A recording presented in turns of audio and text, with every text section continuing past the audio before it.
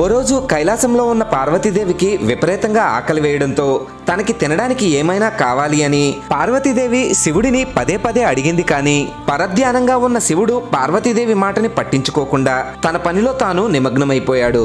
పార్వతీదేవికి క్షణక్షణానికి ఆకలి విపరీతంగా పెరిగిపోవడంతో చేతికి దొరికిన వాటిని దొరికినట్టుగా తినడం మొదలుపెట్టింది. కానీ ఎంత తిన్నా ఏమి తిన్నా పార్వతీదేవి ఆకలి మాత్రం తీరడం లేదు. అది గమనించిన శివుడు పార్వతీదేవికి అడ్డుపడడంతో పార్వతీదేవి శివుడిని తన నోట్లో వేసుకుని అమాంతం మింగేసింది.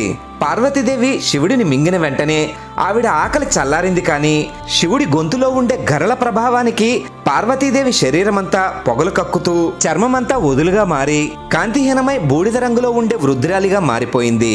పార్వతీదేవి శివుడిని మింగేయడంతో పార్వతీదేవికి భర్త లేని కారణంగా వైధవ్యంతో ఉండే దోమవతిగా ఇకపై పిలవబడతావని పార్వతీదేవి పొట్టలో ఉన్న శివుడు పార్వతీదేవితో అన్నాడు.